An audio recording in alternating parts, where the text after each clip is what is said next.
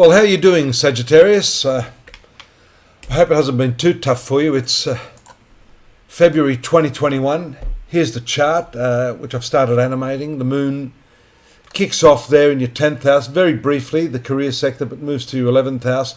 And some really, really nice communication support there from this cluster of planets. Notice Mercury retrograde here, which is the planet relating to your partners, your marital partners. What that could be is a change of heart on your husband, your wife, your nearest and dearest. You have to be prepared for some changes at that time. And while the moon is transiting this 12th house, you may need to just get away from everyone and start to, think things through for yourself. That third house is the house of mental activity, thinking and reasoning, and you can see there that you've probably got a bit on your plate. And so this month I think it's all about just prioritizing what it is that's important, and that Mercury is going to do that for you anyhow, because and I think it's instigated by someone else in your life. You'll find that after this brief 2-day period here, around the 8th and the 9th in your finance sector, where you're probably going to be a little bit obsessive about money, dog at a bone with some issue or problem, transformations are likely to take place when the moon makes that conjunction there on the 10th, leading up to the 10th with Pluto. Then it hits this third house. This is the zone that I've been saying is completely congested. It's almost overwhelming, really.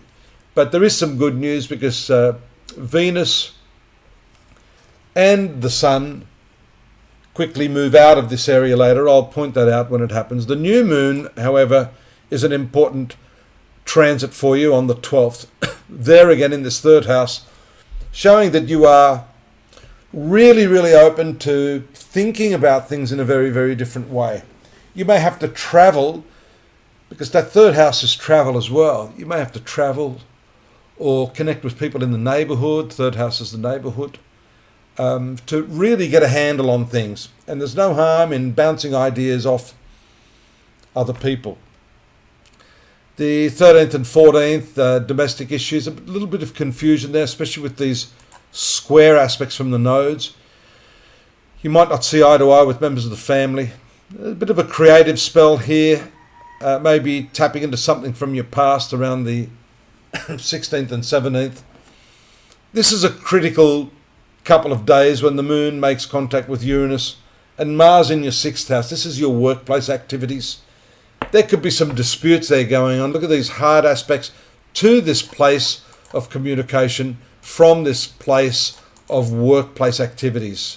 And moon passes over Mars there. It's in close proximity to these two planets around the 18th and the 19th. It goes angular at this time. That's the 7th house. And there's strong desires there to connect with others when it makes a conjunction here with the North Node. Notice down here the Sun moves away from this third house. If your brain has been completely cramped, then that's going to offer you a little bit of relief. And you'll notice here from the third house to the 4th house, Sag, there is a distinct shift of focus from the actual thinking about things to the family orientated activities. Second thing to note, Mercury goes direct around this time, a little bit earlier than this date, but it gives you the opportunity to sort of go, right, I've had a rethink on all this stuff. Now I can implement some of these ideas. And it does seem, especially around the 26th, a new cycle commences, a big one there, because Venus transits here into the 4th house, taking away a lot of that super heavy energy from the 3rd house. So what I'm saying there is that your mind will get a lot lighter towards the close of February, notwithstanding the fact that Venus is a little too close to the Sun, which is what we call combustion. There may be some problems again there in the family, which link back to that earlier lunar transit that we saw. Notice also the last day of the month is a full moon there in your career sector, playing out that seesaw pattern between the Sun and the Moon and Venus and Neptune. It's a 4th house heavy, which means you're probably going to opt to give preference to family and the domestic scene over and above your work. Don't let that be an emotional decision, however.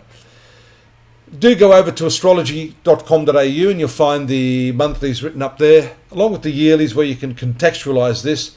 If you're in the mood, I am, we can do your yearly personal reading. Drop me a note and I'll send you the details on how to do that, because whilst this is interesting, it's really not going to get down into the specificity of your particular karma.